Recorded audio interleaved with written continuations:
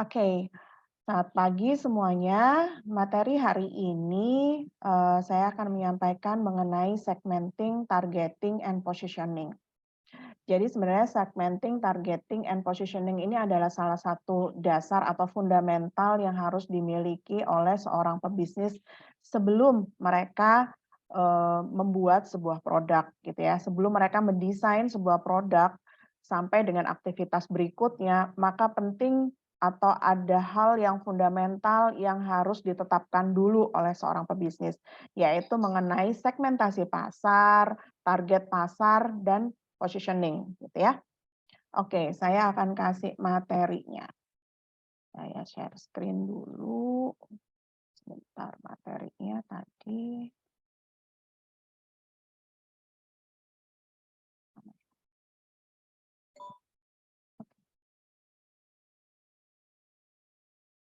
Sudah nampak materinya oleh teman-teman? Sudah, Ibu. Sudah, Bu. Oke ya. Jadi ini sebenarnya adalah bagian di beberapa materi yang ada di perkuliahan Fakultas Ekonomi seperti di manajemen pemasaran, pengantar manajemen, di consumer behavior, itu dijelaskan mengenai market segmentation and strategic targeting gitu ya. Jadi ini tentang pentingnya kita membangun atau membentuk sebuah segmen pasar gitu ya. Karena apa? Dari awal teman-teman harus tetapkan dulu segmen pasarnya apa gitu ya, target pasarnya apa, supaya nanti tahu ketika mau buat produknya.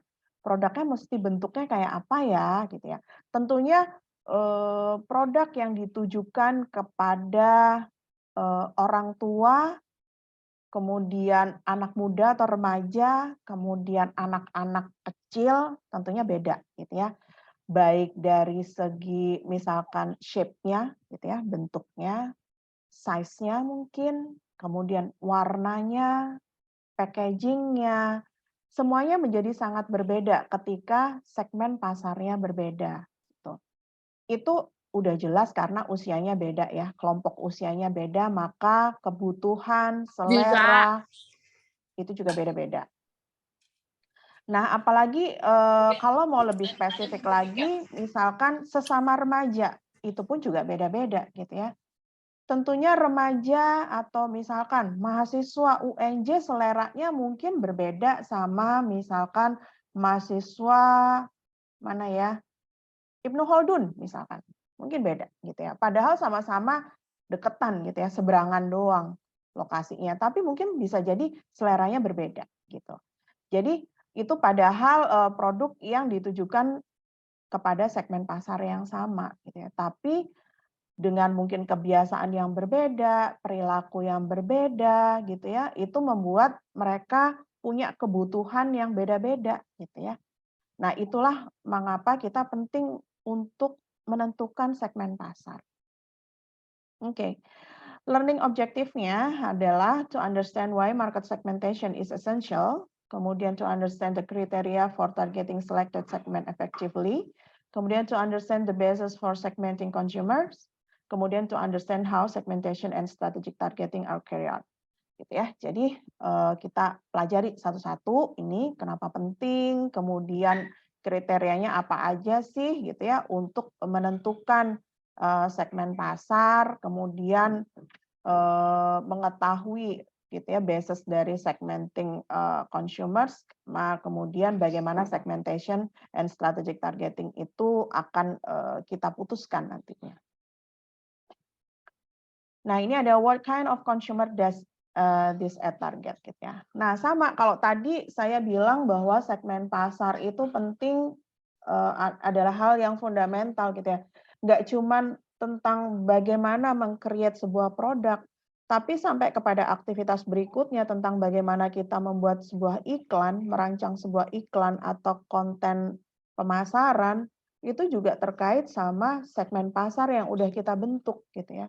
Jadi nggak ada tuh orang tuh kalau bikin produk, kalau ditanya ini produknya ditujukan ke siapa aja. Nah itu salah tuh, kita tuh nggak bisa segeneral itu terus target pasarnya siapa aja yang mau, nggak bisa. Karena semakin teman-teman mengejar siapa aja yang mau, nggak punya spesifik target gitu ya, maka nggak ada sebuah uniqueness atau diferensiasi yang kita buat dari produk kita. Maka produknya harus spesifik.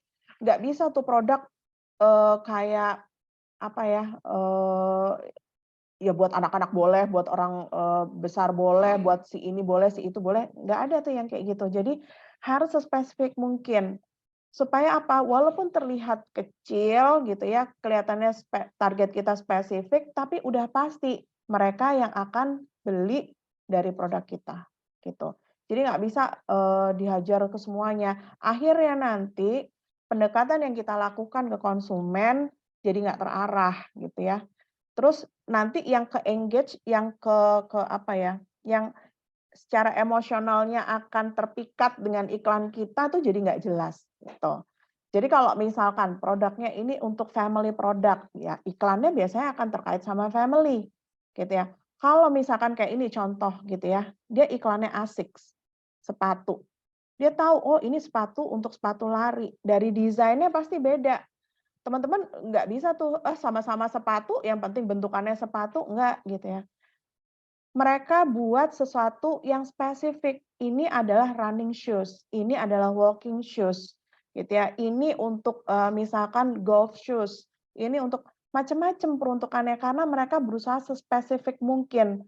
Pembelinya adalah orang yang benar-benar tahu kebutuhannya, sehingga mereka tahu bahwa oh untuk running itu misalkan desainnya menghindari ada misalkan cedera pada ankle misalkan gitu ya, dibuat misalkan sole-nya yang lebih empuk mungkin gitu supaya telapak kakinya nggak mudah capek atau kayak gimana, nggak bikin cedera. Nah, itu ada peruntukannya sendiri-sendiri gitu ya. Kemudian untuk walking kayak apa desainnya, sepatu tenis kayak apa desainnya, sepatu basket kayak apa desainnya, sepatu buat soccer sendiri lagi. Memang target market-nya bukan orang yang cuman butuh sepatu aja, terus sembarang sepatu, enggak gitu. Memang target market mereka adalah orang yang benar-benar tahu kebutuhannya untuk lari, orang yang tahu kebutuhannya untuk basket. Nah, itu yang disebut dengan target pasar, segmen pasar, karena kita memang harus sespesifik itu. Makanya kalau tadi ada teman-teman yang misalkan bikin tadi ada apa, kerupuk ikan, ada yang bikin basreng. Nanti next week saya akan tanya target pasarnya siapa gitu ya. Karena apa? Saya akan itu nanti dampaknya macam-macam gitu ya. Misalkan kerupuk ikan. Nah, buat siapa? Siapa yang mau ditujukan kerupuk ikannya? Oh, anak kos. Oke, berarti desain bungkusnya beda tuh, gitu ya. Kalau saya bilang misal kerupuk kulitnya kerupuk ikannya buat siapa? Family. Oh ya, mungkin berarti family packs gitu kan ya, ukurannya yang family gitu. Maka nanti kalau iklan ya tujuannya ke family. Channel-channel yang dipilih untuk beriklan adalah nggak cuma channelnya anak muda, karena kan family gitu ya. Mungkin orang-orang yang lebih dewasa yang ada di Facebook, berarti pasti harus ngiklan di Facebook. Jadi penentuan segmen pasar, target pasar, positioning itu akan berdampak pada produk, nggak hanya pada core produknya, tapi atribut produknya, dari mulai shape-nya, color-nya, packaging-nya, size-nya, gitu ya, semuanya itu akan ada impact-nya sampai nanti ke aktivitas penjualannya, distribusinya, channel yang dipilih, cara beriklannya, konten marketingnya, mau ditujukan ke family atau ke millennials atau apa. Nah, sampai segitu gitu ya. Jadi penentuan di awal, kemudian itu akan menentukan langkah teman-teman sampai berikutnya, ya. Kemudian this ad target runner who are physically active people and also release di outdoors gitu ya. Jadi ini ya, jadi dari iklannya ini kita tahu, oh ternyata ini adalah sepatu lari gitu. Karena ada sebuah quotes gitu ya, yang menyampaikan bahwa iklan yang baik adalah dia nggak akan serta-merta di situ tuh tiba-tiba nulis penjelasan produknya secara rinci gitu ya. Dia akan menginformasikan sebuah produk secara tersirat. Itu adalah iklan yang baik. Karena apa? Ketika sebuah iklan disampaikan secara lugas, itu membuat secara psikologis gitu ya, psikologis tuh, viewer-nya itu menerimanya cepat, tapi nggak ada proses berpikir. Sehingga biasanya ada sebuah coding-coding, sebuah cerita yang nanti masih ada lanjutannya misalkan gitu ya. Ada sebuah apa ya, ungkapan yang tersirat yang membuat proses berpikir dari si viewer-nya itu terjadi gitu ya.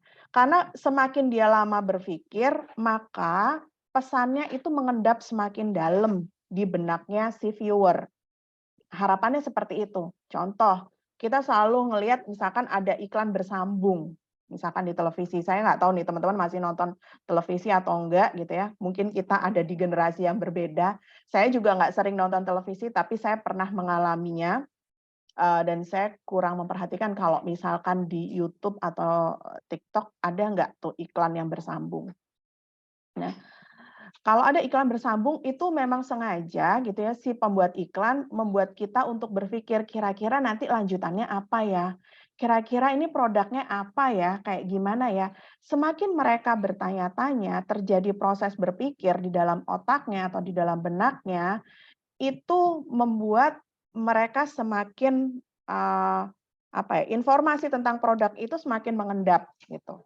Jadi proses untuk awareness-nya itu terjadi gitu ya, meningkatkan kesadaran orang untuk mengetahui produk, kemudian me-recall lagi di waktu berikutnya itu terjadi. Nah, proses itu yang nantinya orang itu jadi makin ngeh gitu ya, makin aware sama produk itu, awareness-nya kebentuk gitu.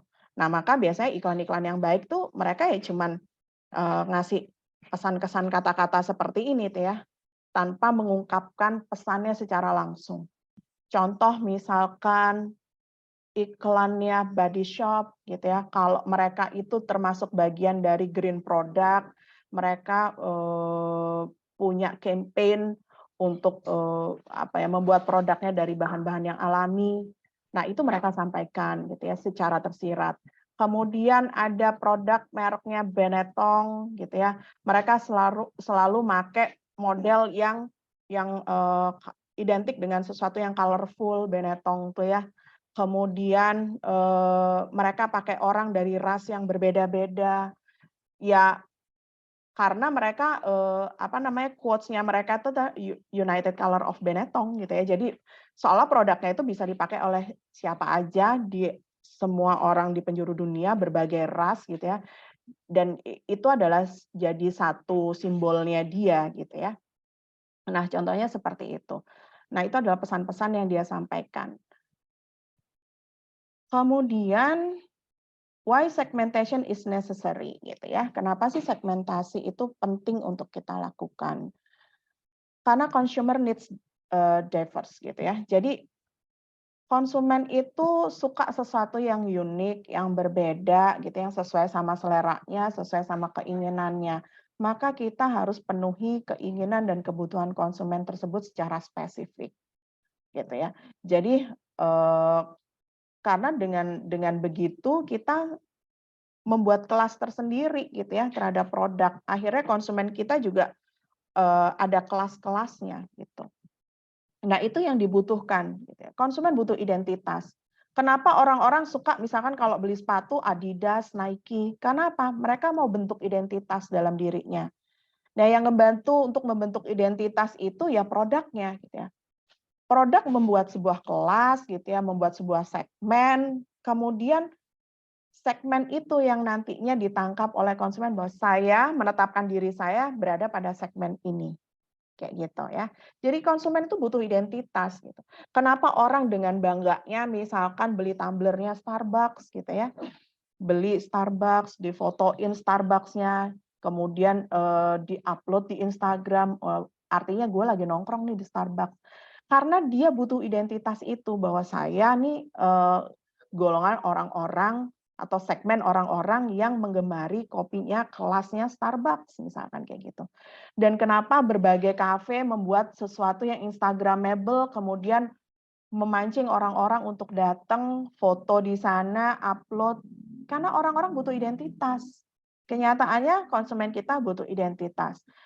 Sehingga saya berkali-kali misalkan menyampaikan ke teman-teman bahwa kalau kita meng-create sebuah produk, kita nggak bisa cuman mikirin core produknya aja gitu ya, tapi atribut produknya secara menyeluruh gitu.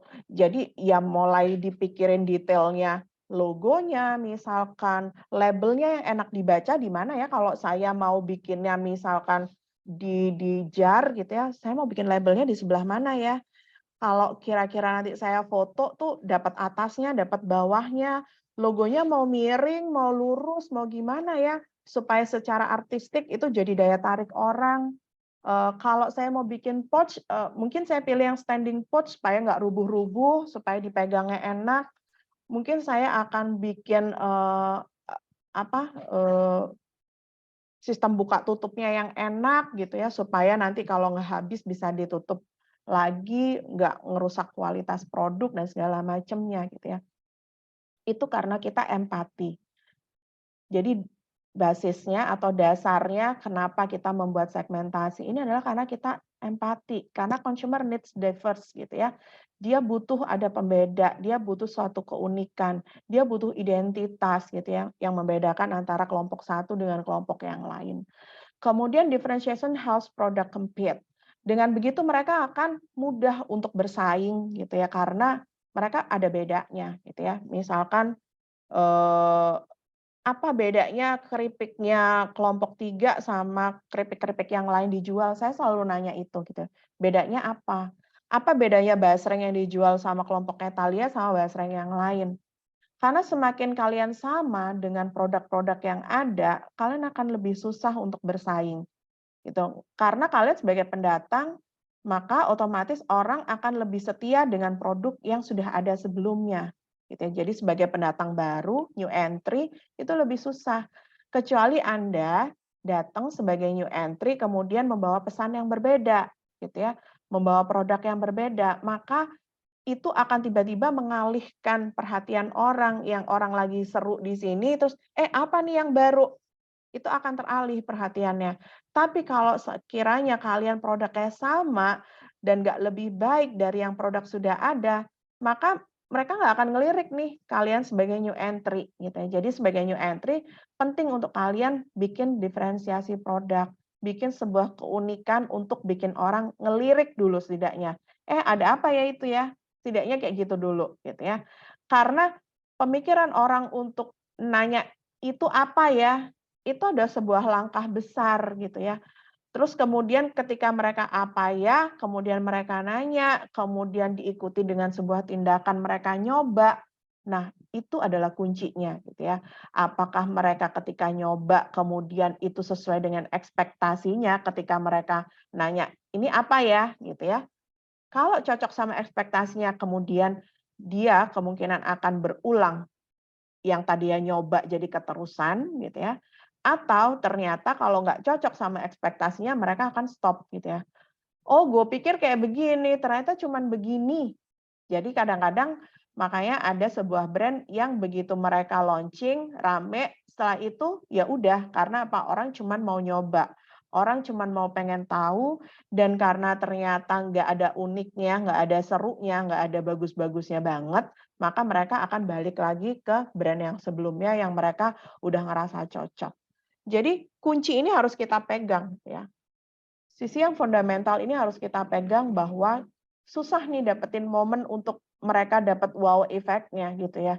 Untuk mereka bilang, "Wow, apa nih?" gitu ya. Kemudian mereka mau nyoba. Momen itu sangat langka, momen itu sangat susah. Padahal kita perlu ciptain. Jadi begitu mereka sudah mau bilang wow dan mereka mau coba, maka kita harus pastikan bahwa mereka akan ketagihan untuk mau beli lagi. Akan ada proses, beli ulang gitu ya. Kemudian segmentation help identify media gitu ya. Jadi kayak tadi saya bilang, segmentation itu membantu teman-teman untuk nanti menentukan mau ngiklannya kayak gimana gitu ya, mau milih channelnya yang kayak gimana, itu penting. Jadi dari awal mesti ditetapkan segmen pasarnya siapa. Misalkan segmen pasar saya adalah anak remaja gitu ya, maka apa biasanya mungkin nanti kalau bikin logo atau apa, pakai warna-warnanya yang remaja gitu ya, yang misalkan color palette-nya, misalkan pastel atau apa, cenderung produknya apa juga ya dipikirkan gitu. Nah kayak gitu contohnya. Kemudian positioning ya. Positioning adalah the value proposition expressed through promotion stating the product or service capacity to deliver specific benefits gitu ya.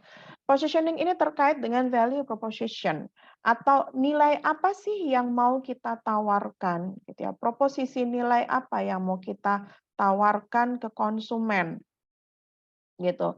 Apa keunikan, apa bedanya produk saya dengan yang lain itu adalah value proposition. Nggak cuma dari produknya, termasuk dari channel-nya. Oh, yang lain jualannya cuma offline, cuma produk saya yang dijual secara online. Itu value proposition.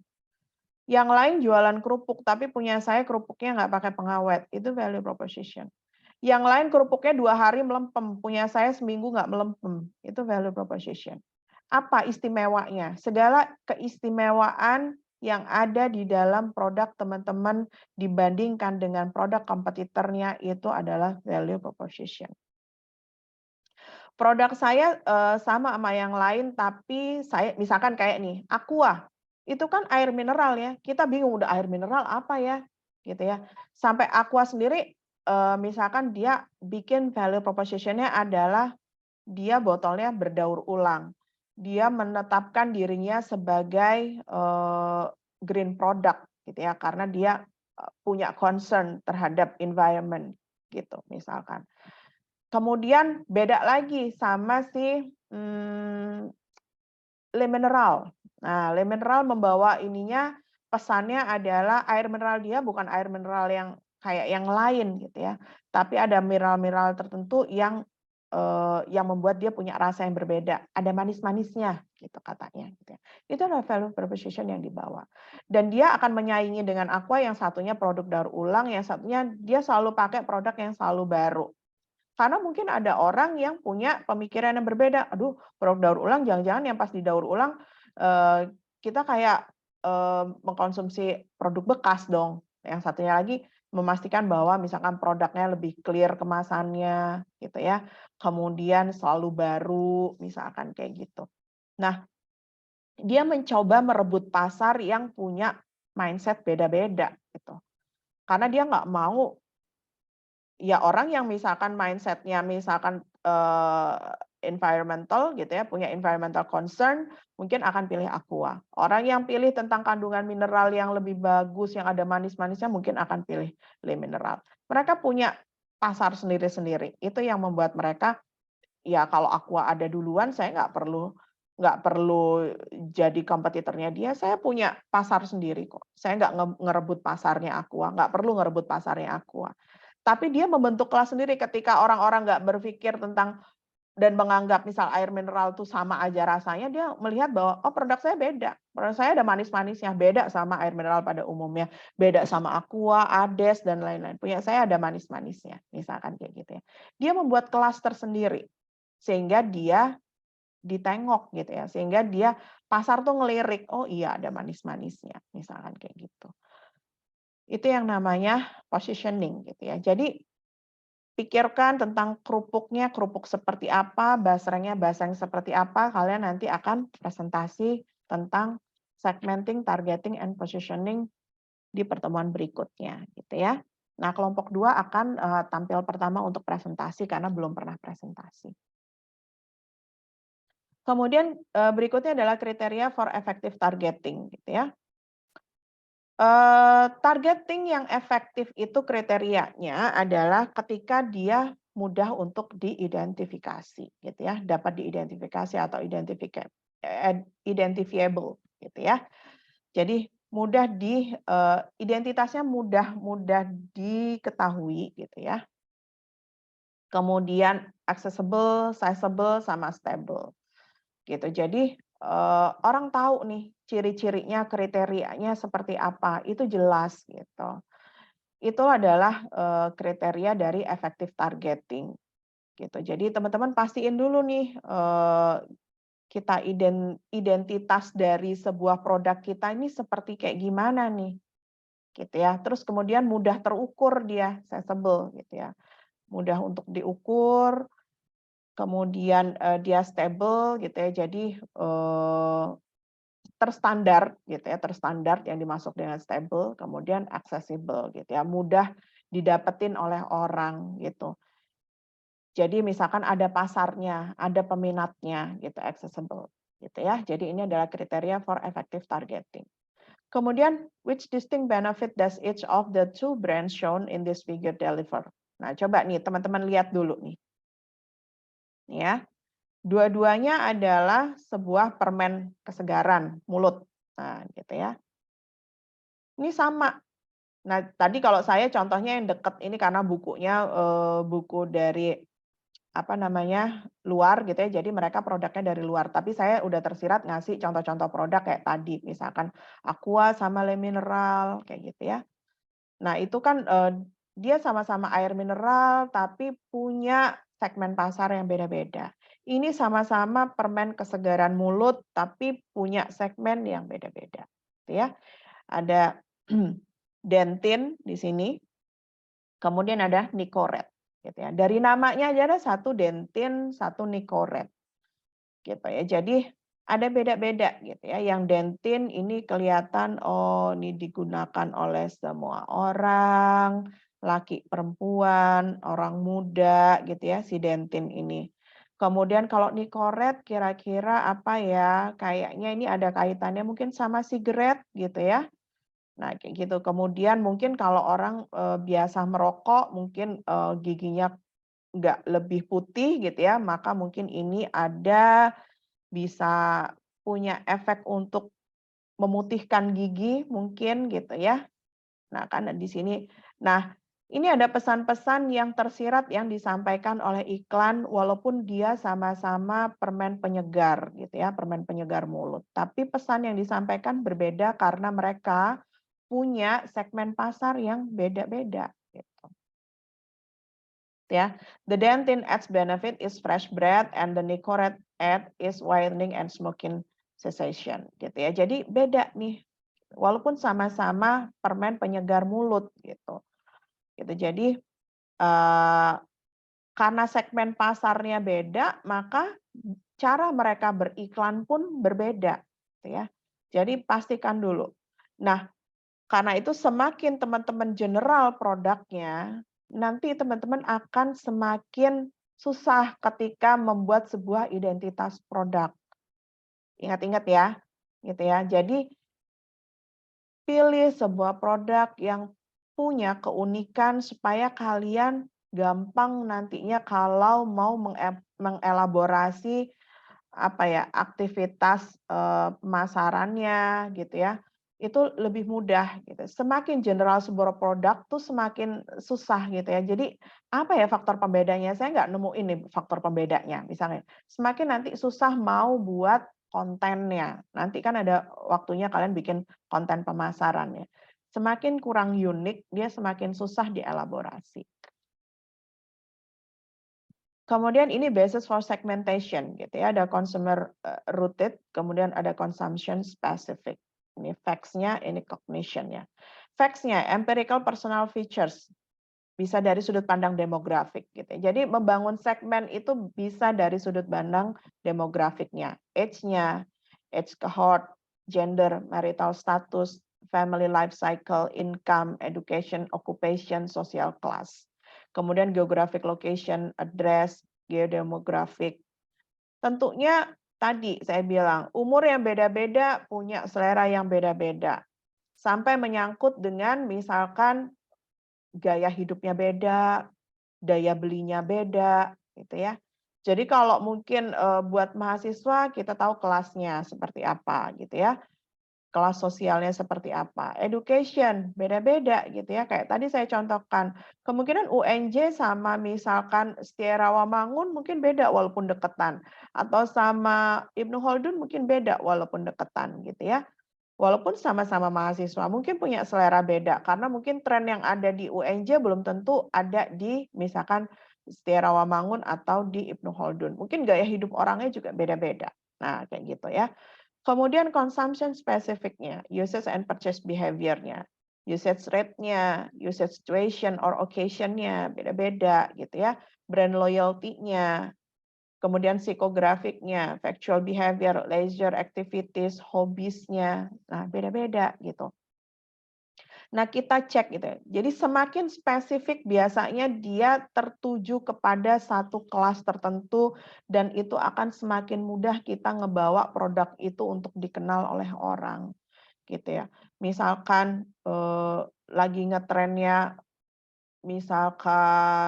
ngetrennya lari gitu ya. Terus kita bikin produk yang khusus buat lari.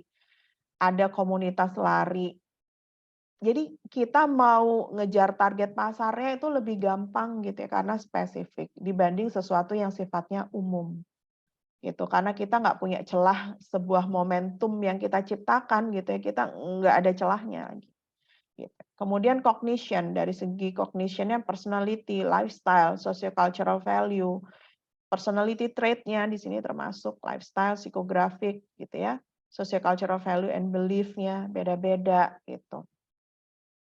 Kemudian attitude and preference regarding the product, benefits wanted, apa yang diinginkan dari manfaat produknya, level of involvement, bagaimana cara dia memutuskan barang itu, memutuskan seberapa tinggi involvement dia dalam memutuskan sebuah produk untuk dibeli atau tidak, itu involvement-nya. Jadi kalau di dalam dunia pemasaran itu kita mengenal ada yang namanya low involvement product, ada yang high involvement product. Nah, tentunya level of involvement setiap produk pada setiap orang itu beda-beda gitu. Jadi misalkan gini, ada di level tertentu misalkan kalau beli sepatu Nike mungkin itu termasuk high involvement gitu ya. Jadi dia butuh involvement dalam artian butuh pemikiran, pertimbangan, rujukan, rekomendasi yang dia akan kumpulkan semua informasi gitu ya, involvement-nya tinggi untuk sampai dia mutusin barang gitu ya. Ada mungkin di kelompok yang lain beli sepatu Nike itu low involvement buat dia, mungkin high involvement-nya kalau dia beli mobil gitu, itu high involvement. Nah, misalkan kayak gitu ya.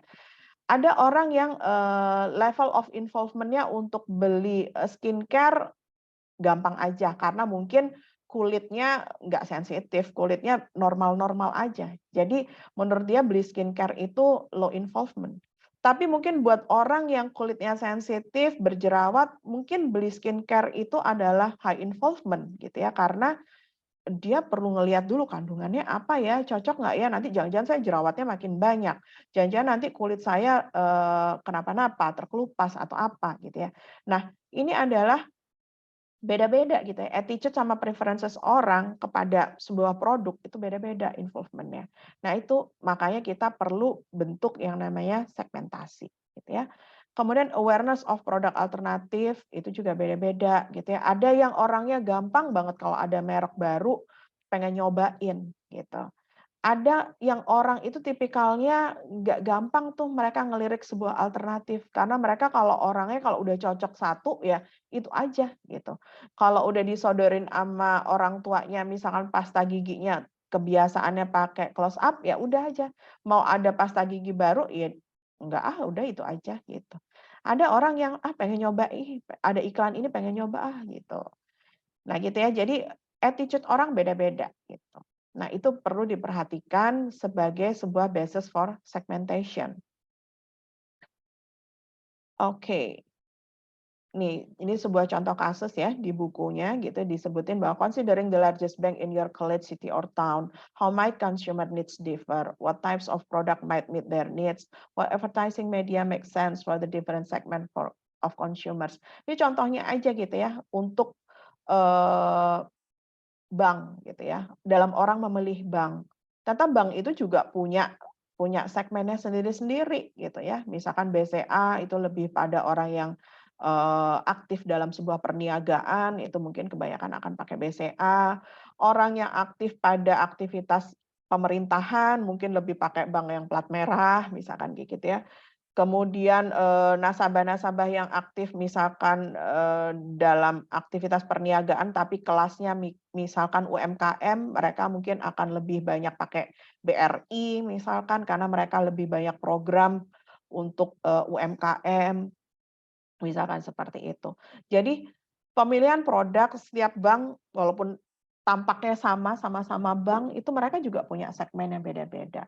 Mereka nggak saling merebut pasar orang lain, tapi mereka perlu membentuk sebuah segmennya sendiri, kelasnya sendiri, sehingga mereka nggak perlu berburu, pasar yang di luar dari jangkauannya gitu ya, kayak gitu. Kemudian ini consumer routed segmentation basis, jadi tadi ya, yang dari 4 kuadran tadi ya, bisa dari demografik, geodemografik gitu ya. Kalau demografik tadi laki, perempuan, kemudian usia, kemudian penghasilan, marital status, segala macam itu ya. Geodemografik lebih kepada lokasinya, tempat tinggalnya gitu ya. Kemudian personality traits gitu ya, kepribadian orang itu beda-beda, lifestyle-nya, socio-cultural-nya, belief-nya gitu ya. Tadi ya kalau socio-cultural itu ya, orang punya belief beda-beda gitu. Orang punya lifestyle beda-beda. Nah, itu yang jadi dasar kita menentukan segmentasi pasar. Gitu ya, demographic segmentation itu age, gender, marital status, family life cycle, income, education, occupation, gitu ya. Itu menentukan orang punya selera macam-macam, gitu. Nah, kemudian discussion question-nya, ini nanti di discussion-nya mungkin bisa kalian bawa ke kelompok gitu ya, sebagai dasar untuk kalian presentasi minggu depan. Gitu ya, what type of marketer might segment according to social class. Jadi nanti dijawab tuh segmentasi pasarnya kalian apa aja gitu ya. Siapa sih segmen pasarnya gitu ya. What ethical issue might marketers have when marketing to different social classes gitu ya. Jadi ini silakan kalian bawa diskusinya ke kelompok untuk menjawab sebenarnya segmen pasar saya siapa. Kemudian sama ingat tadi tentang value proposition atau positioning-nya. Value apa sih yang mau ditawarkan ke konsumen dari produk saya gitu ya. Jangan dilihat dari hanya produknya, tapi atribut produknya sampai juga dengan channel-nya segala macamnya. Segala sesuatu yang terkait dengan apa yang jadi faktor pembeda gitu ya dari brand kita dibandingkan brand yang lainnya. Itu adalah value proposition. Kemudian geodemographic segmentation gitu ya, based on geography and demographics, people who live close to one another are similar, but nah gitu ya.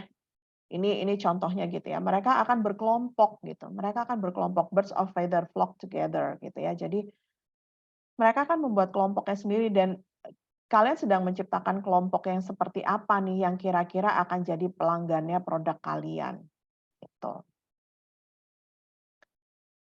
Oke. Kemudian ada personality traits gitu ya. People often do not identify this trait because they are guarded or not consciously recognized gitu ya.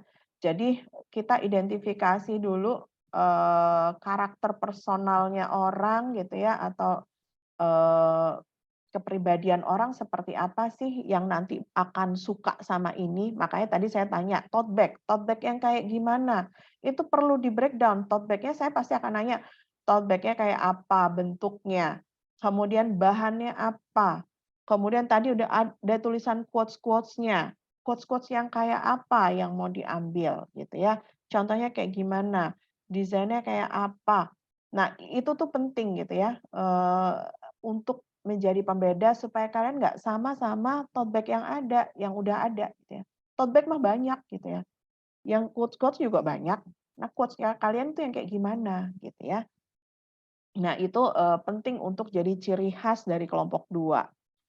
Lumpia imutnya Sony sama teman-teman kayak apa gitu ya. Apa bedanya sama yang lain kayak gitu.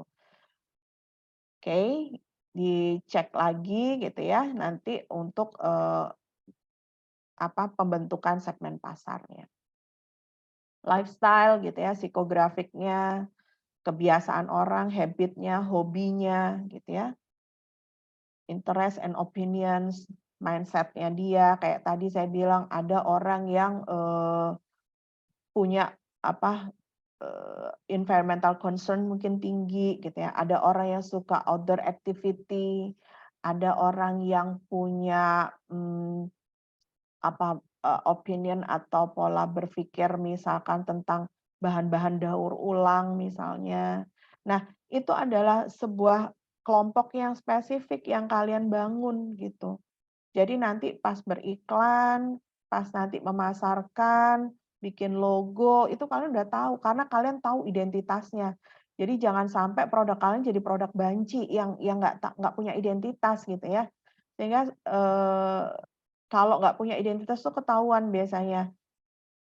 Ntar produknya apa, logonya apa, terus nanti masarinnya gimana, channel yang dipilih apa, karena kalian sendiri nggak mengenal identitas dari diri kalian atau brand kalian. Sehingga pas mau cerita ke orang, mau komunikasiin brand itu ke orang gitu ya, ke halayak gitu ya, itu kebingungan gitu ya, mau dengan cara seperti apa. Karena itu saya bilang nggak bisa tuh masarin produk ke siapa aja yang mau, nggak bisa.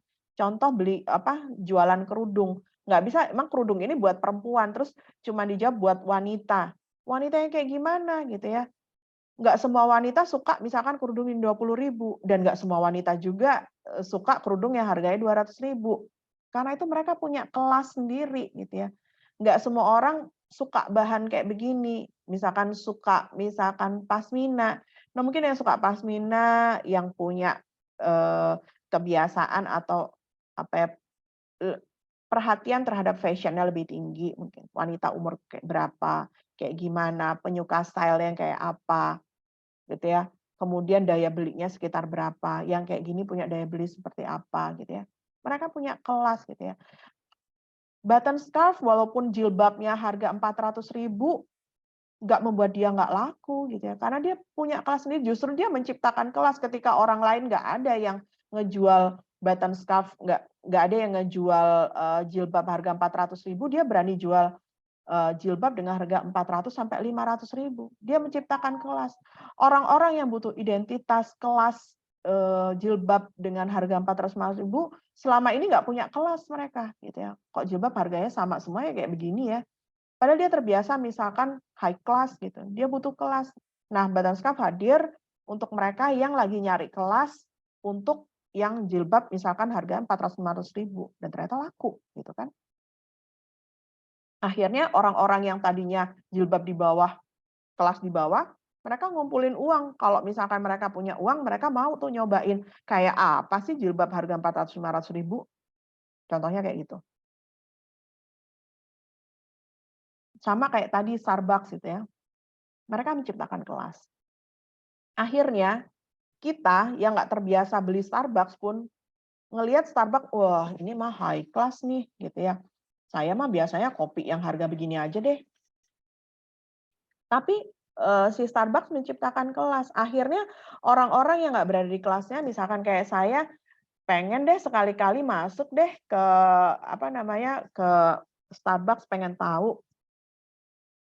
Jarang-jarang saya minum di Starbucks, foto deh tumblernya Starbucks, kayak gitu ya. Karena mereka menciptakan kelas itu sehingga ada kesan yang ditimbulkan. Impact-nya tuh kayak gitu. Nah, itu pentingnya kalian jangan khawatir. Saya selalu bilang bahwa menjual harga murah bukan berarti itu yang paling laku di pasaran. Semakin murah dan sama yang lain, nggak ada identitasnya. Gitu ya, sehingga kalian mudah dilibas dengan hal-hal baru lainnya yang punya pemikiran yang sama kayak kalian. Sementara orang-orang yang membangun brand-nya dengan kelas tersendiri dan mereka spesifik dengan segmennya, mereka jarang mudah dilibas sama pendatang baru. Karena mereka kenal dengan identitas dirinya, gitu ya. Jadi mereka nggak perlu khawatir gitu, nggak perlu khawatir ada yang nyerang dia kalau misalkan ada pemain baru di dalam. Itu mereka nggak khawatir karena mereka kenal identitas dirinya. Saya tahu kelas saya seperti ini gitu. Jadi nggak perlu khawatir teman-teman. Karena saya selalu ngelihat teman-teman dijualnya semakin murah, kayak kalau semakin murah semakin laku. No, nggak kayak gitu. Iya lakunya di awal mungkin. Tapi lama-lama orang tuh, oh iya sih, ya emang harga segini, ya gue nggak bisa protes gitu ya. Tapi yang mahal pun itu punya pembeli, bukan berarti yang mahal nggak laku. Yang penting ketika kalian menjual dengan harga sekian, value yang ditawarkan ke orang itu setara dengan harganya. Tapi kalian jual murah pun gitu ya, ternyata harganya, ya ini 20.000 misalkan ya, ini murah 20.000. Gue ada pernah nyoba 20.000 lebih enak daripada yang ini. Mereka nggak akan balik lagi walaupun kalian jual 20.000. Atau misalnya 15.000, harganya murah tapi cepat rusak. Ya udah gitu ya.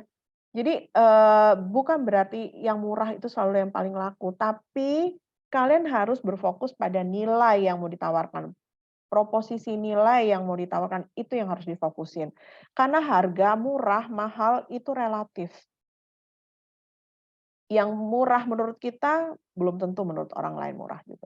Yang mahal menurut kita, belum tentu mahal menurut orang lain. Jadi, mahal murah itu sangat relatif. Yang pasti adalah kalau di sebuah penelitian pemasaran mereka lebih menyebutkannya adalah, eee, price fairness gitu ya. Jadi, istilah variabelnya itu lebih kepada price fairness. Artinya harga adil. Harga yang adil artinya pengorbanan yang dia keluarkan untuk membeli sesuatu itu sebanding dengan nilai yang dia dapatkan. Benefit-nya sama pengorbanannya setara. Atau mungkin benefit-nya lebih tinggi daripada, pengorbanannya. Itu adalah, price fairness. Jadi yang dicari oleh konsumen adalah sebenarnya bukan harga dalam arti harga nominal gitu, tapi lebih kepada price fairness, keadilan harga gitu ya. Ketika mereka mengeluarkan sebuah biaya untuk memperoleh, sebuah barang atau jasa, itu setara dengan benefit yang akan dia dapatkan ketika dia udah dapetin barang sama jasanya. Ketika setara atau over, that's okay mereka bayar mahal, kayak gitu.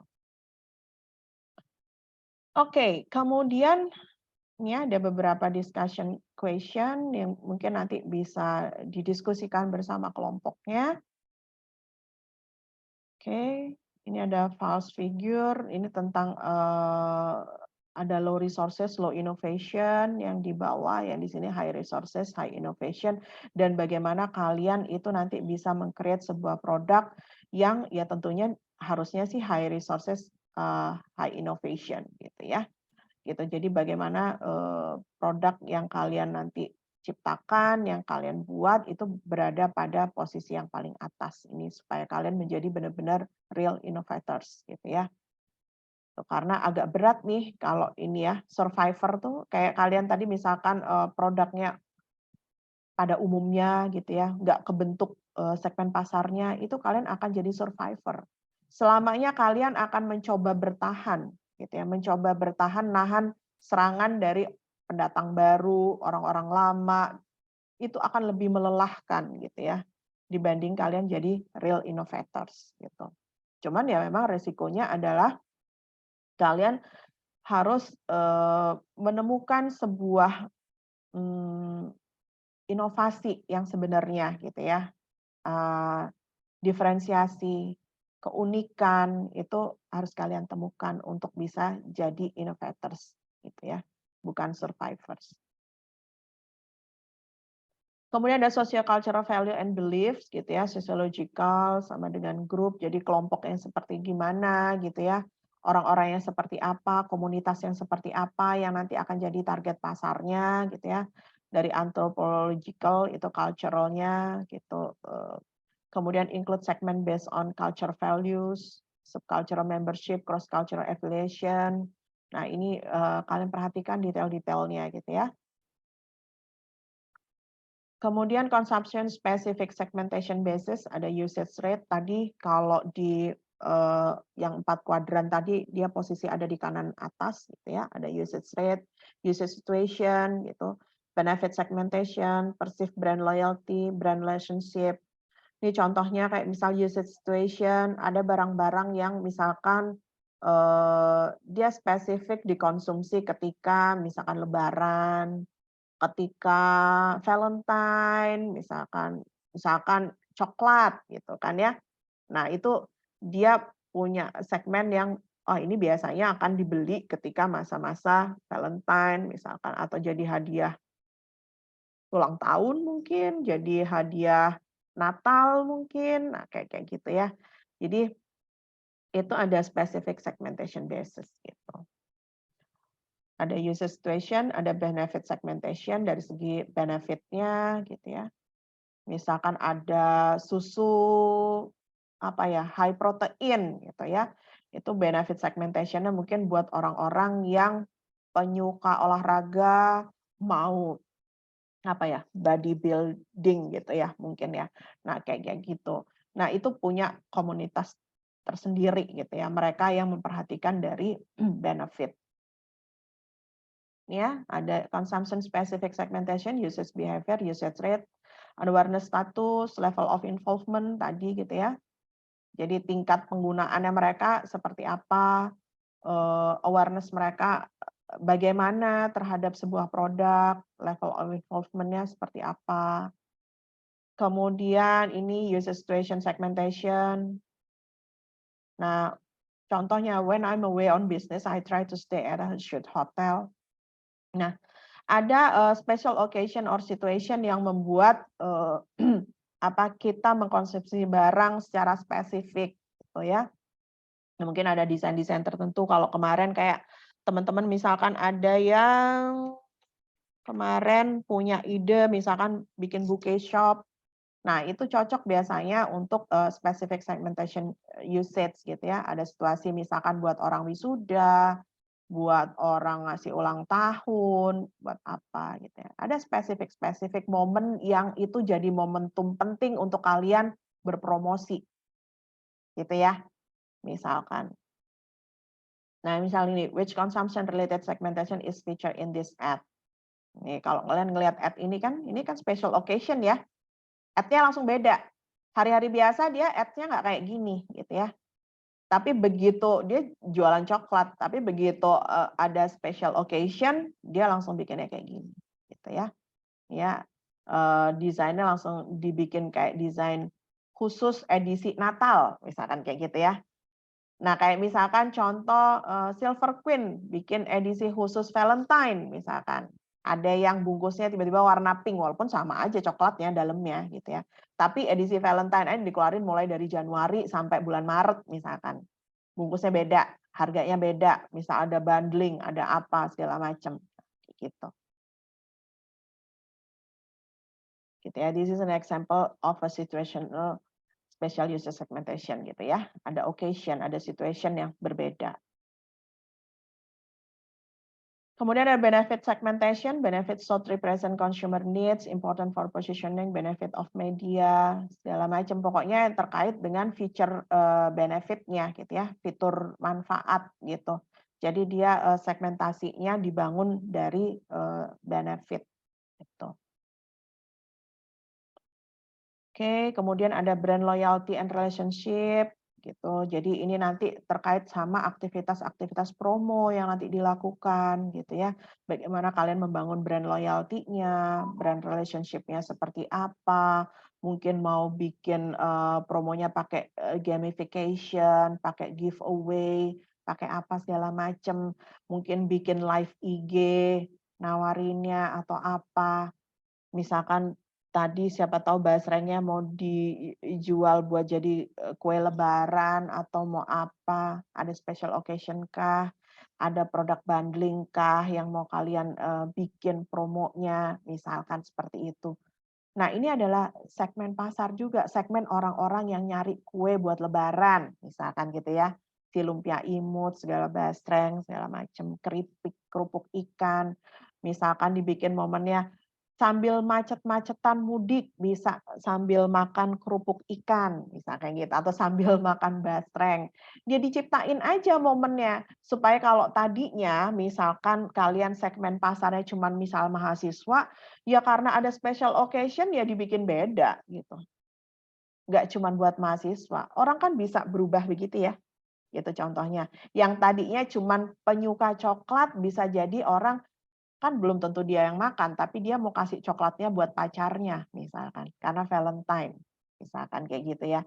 Kan mungkin kalau dulu misalkan saya promo coklat adalah buat ya misal choco lover gitu ya, tapi sekarang mungkin siapa tahu buat orang-orang tua gitu ya yang mau ngadoin anaknya atau cucunya buat kado Natal, misalkan kayak gitu kan. Padahal kan coklat sebenarnya kan identik buat orang-orang muda, jarang orang tua karena udah punya diabetes, dia menghindari gula, nggak makan coklat gitu kan. Tapi kita bisa geser segmennya gitu ya, yang tadinya buat anak-anak muda gitu ya, atau anak-anak kecil, si coklat ini ternyata bisa juga buat orang tua. Kita bisa promoin ini buat orang tua, bukan untuk konsumsi dirinya gitu, yang dia udah makannya udah bersih, nggak mau, makan gula lagi gitu ya. Tapi ini mungkin bisa kita ciptain occasion untuk dia kasih kado Natal mungkin buat anaknya. Kayak tadi ya, dia nggak penggemar coklat, tapi mungkin bisa kasih kado coklat buat pacarnya, buat istrinya, buat suaminya, misal buat kado Valentine, kayak kayak gitu ya, buat kado ulang tahun atau apa. Nah, itu bisa kalian geser segmennya untuk occasion tertentu, untuk situation tertentu, gitu. Oke? Gitu ya. Jadi akhirnya nanti konten itu akan kaya gitu. Nggak cuman kita bicara tentang produknya, tapi tentang atributnya, tentang segmennya, kepada siapa kita mau tawarin ini, sekarang momennya apa, tanggal berapa, ada acara apa ya. Nah, akhirnya nanti konten marketing kalian itu akan lebih banyak, lebih beragam. Karena kalau enggak, kalian hanya berfokus pada barangnya aja, dan apalagi barangnya barang yang terlalu general, itu akan susah nanti kalian bikin konten pemasaran digitalnya. Boring, gitu ya. Tapi harus ada sesuatu yang berbeda gitu. Yang kalian bawa sehingga market kalian itu akan berkembang gitu.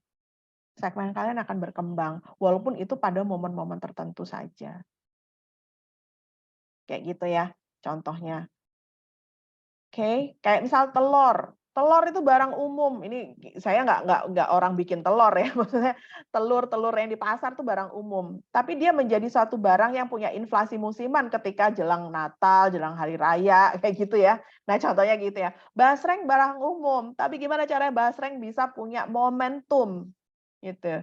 Punya momentum di masa ini tiba-tiba ada peningkatan jumlah permintaan, misalkan kayak gitu. Kita ciptain itu, gitu. Coklat, mungkin dulunya orang nggak ada tuh kepikiran Valentine ngasih coklat, emang zaman dulu Valentine ngasih coklat gitu ya. Ya nggak tahu juga saya budaya kayak gimana, tapi mungkin orang bikin cerita aja, ada storytelling-nya gitu ya. Bahwa kalau Valentine itu bagusnya ngasih coklat misalnya. Orang bikin storytelling gitu ya. Sehingga sekarang dari mulut ke mulut orang mempercayai bahwa oh kalau kado Valentine ngasih coklat, misalkan kayak gitu kan. Ya orang bikin storytelling sehingga kelas atau segmen itu diciptakan gitu. Nah, kalian perlu menciptakan itu gitu ya, supaya punya momentum. Oke, kemudian implementing segmentation strategies gitu ya, ada micro and behavioral targeting, personalized advertising message, narrowcasting, email, mobile, ini channel yang digunakan tentunya beragam, sangat beragam gitu ya. Kemudian personalized advertising message, jadi message-nya kayak tadi gitu ya, karena kalian memanfaatkan segala basis segmentation tadi itu berdasarkan bisa habit, bisa lifestyle, bisa geografiknya, demografiknya, geodemografik, bisa macam-macam tadi ya.